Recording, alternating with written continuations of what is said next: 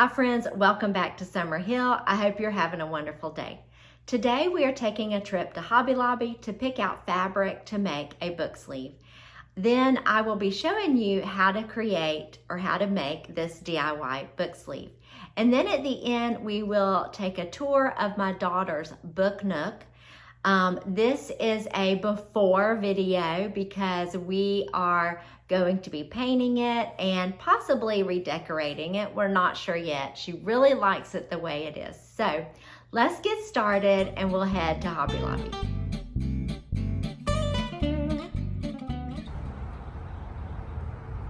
I'm thinking of using felt to make the book sleeve, so let's head to that section. I think we're going to go back and look at some stiff fabrics in the fabric section.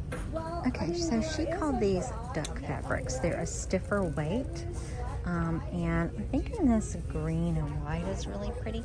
So I'm trying to find something to go on the inside that would match that. Even though I have something at home that might work, I'm going to get something just in case.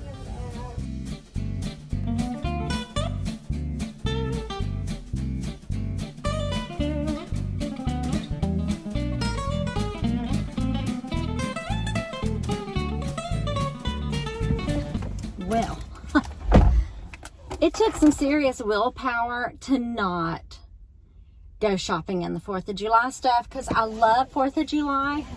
I love red, white, and blue decor.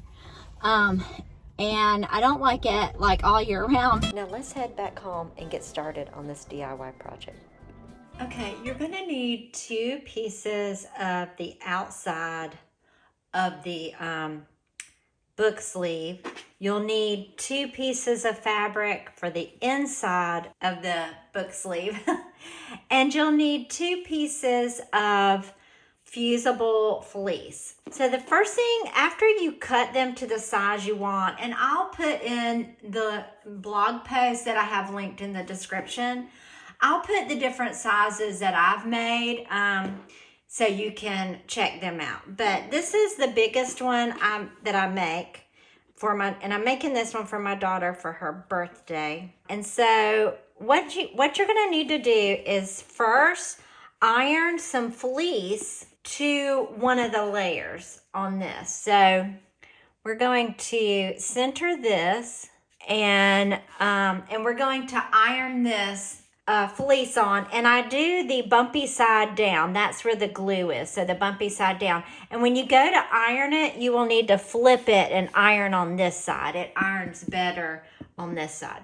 So I'm going to attach this rubber band to it, and this is basically going to be like a tie at the top. So to do that, all I do is pinch it together like so. Put the end that breaks up here because you don't want it. So put it like so. Find your center and then baste it right across the top. Okay, so it's basted on there. So now we just need to put the top, the other side, right sides together. So make sure your patterns match.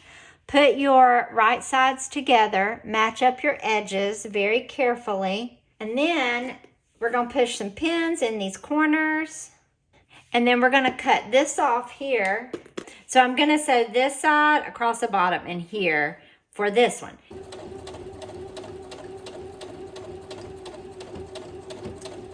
For the next one, this is the inside, and we don't use fusible fleece. Okay, so for the lining, you're going to leave the top open. So you're just going to come down this side and you're going to come to about here. Then you're going to start here and go up this side. So I'm going to make a mark on here to kind of remind me not to go past a certain point. So I'm going to mark here and I'm going to mark here. And then I will sew up and up.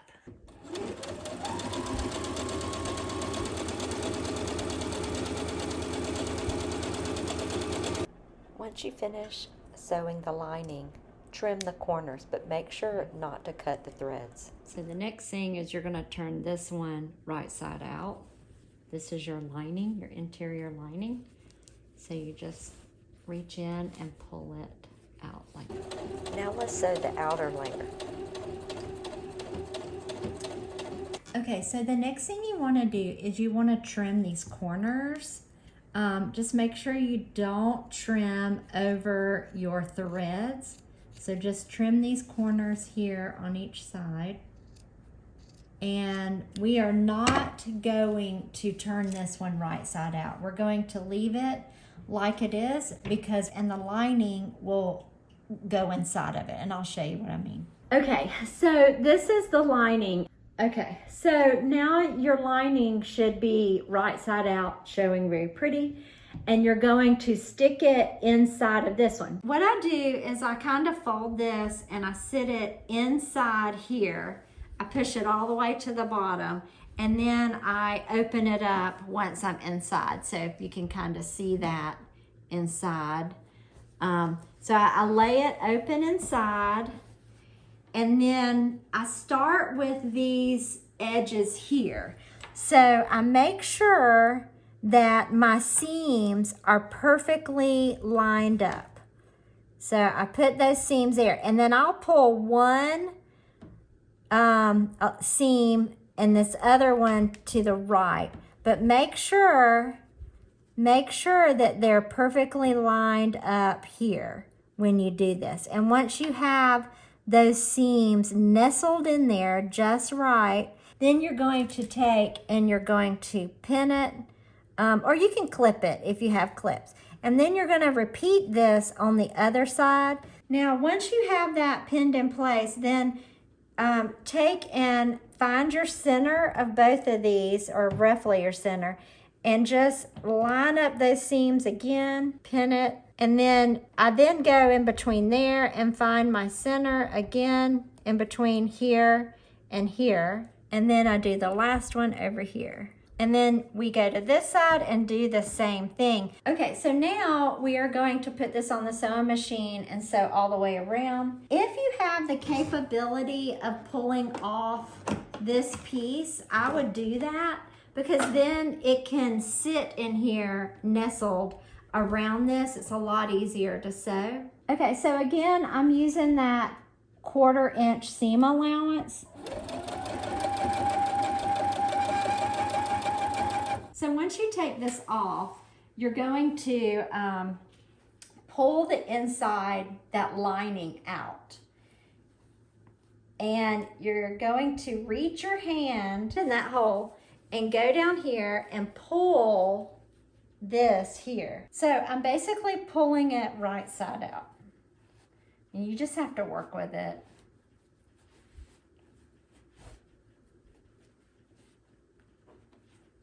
So once you get it right side out, you just got to push those little corners back out. Next, you're going to push in this material here and pin it, because we're going to sew this bottom hole up.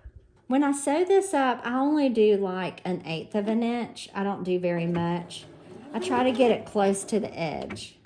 And it's going to be hidden inside the bag, so inside the sleeve, so you don't necessarily, it doesn't have to be perfect. And then now all you have to do is take and open this up and then push him down inside.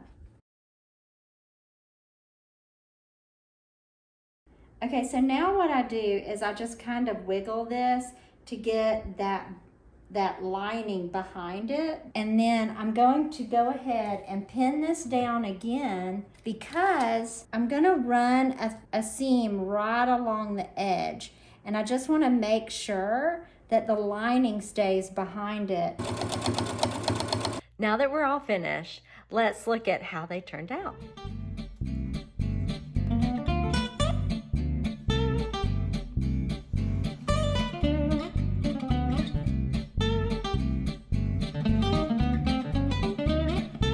So in Hannah's house, she has this big loft upstairs, and that's where like her whole master bedroom office area is. But she has these dormer windows, and I'm gonna turn it around and show you the cozy book nook she has in one. Okay, so this is the upstairs. She has 2 of these dormers. One is used for storage. The other one she turned into a book nook. So when you go inside, there's a window. She's got it covered with some curtains, and she added these cute little garlands up to the top here. And she has this bird that she's had him forever. She got him in Mexico while visiting a friend many years ago. And then down here, she has a pillow. This is a hat she wore to Ren Fair, the Renaissance Fair here in Atlanta. And then she covered this seat with, this is actually a rug, and she just places on it to make it nice and soft and cozy. And she got that at TJ Maxx. So over on this wall is some of her art. Let me get on this side. So she and her husband both like Studio Ghibli, and actually these pieces here were her husband's. And then her sister-in-law cross-stitched this from Howl's Moving Castle, I believe. But it's amazing. I mean, I cannot imagine how long it took to make that, but it's amazing. So on this side, she has a piece of art from Kiki. That's another piece that was her husband's. And then a bunch of books. Some of these were her husband's, some were hers. And she just put them in here as a part of the decoration. And then her husband likes to Lego, so he gave her these roses one time. But I will back up and zoom way out so you can get like an overall view of this space.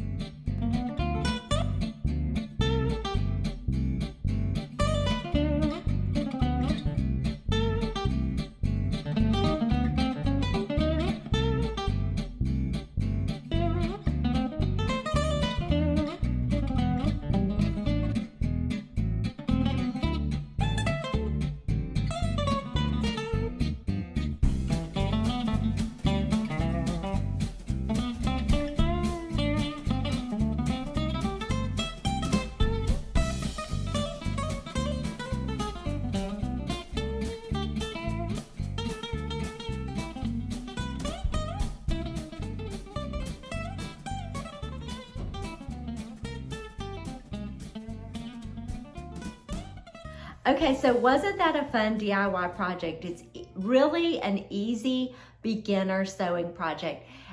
For more detailed step-by-step instructions, I'll put a link in the description to the blog post that goes with this. But I wanted to show you a few ways to close your book sleeve. So this is one way. You can take just a regular rubber band like this, and you will put it inside the fabric when you sew this top together. And then you can put a little button on here. And funny story, I made one of these for myself out of a thrifted Old Navy dress. And then I've got the dress, and I got this gown that was chambray. So it was a floral and a chambray. And the chambray gown had these buttons on it. So consider thrifting fabric. Get you a dress that has a lot of fabric in it, and you can make quite a few of these. Use the buttons off of it, and you'll only spend like $5 to make one of these. Okay, so the other one, this I wanted to show you where I added a pocket. All I did was cut this dimension ×2. I folded it down, and then I sat it on the outside before I sewed the two together. Because remember, you do right sides together. And then this is a closure here that you can see. All I did was, I'm gonna open it. All I did was cut a little rectangle long. So I folded it, sewed around, turned it right side out. And then I put one of these really cool plastic snaps on it. And I'll put a link in the description to the snap set that my neighbor bought. My neighbor actually bought a whole snap set that come with all these colors. And I was telling her that I was thinking of putting a snap on this, and she said, well, here, use mine. And that's how I came up with this closure. And then the last closure idea is you don't have to do a flap. You could just do a snap. That's another closure idea. So I also talked about in the beginning of the video different sizes. In my description, in the description is that link to the blog post. I have 3 or 4 different sizes, common sizes. This is the large, and this is the small, or maybe this is the medium. I think there's a smaller one. I don't see it here. She has all 3 sizes, so I don't see it here, or I would show that to you. But to show you kind of, yeah, so like here's her book, just give you an idea of how it fits in here. And in this one, she has a book I just picked up at Goodwill for her. This one, to give you an idea of the size of book for this one. And this is a great book, so you might check this out if you like to drink tea or tea parties. This is a great book right here by Emily Barnes. And I don't know if it's in publication anymore, but you probably can find it. I'll put a link in the description if I can find it online as a used book. But that's all. That's the DIY project I wanted to share today. I'm so glad you got to come along and join me. If you're new here, I would love for you to subscribe and ring the bell so you get notifications in the future of other episodes. I post on YouTube once a week, Lord willing. But anyways, thank you again for joining me here today. I hope you have a wonderful day, and I'll see you soon. Bye.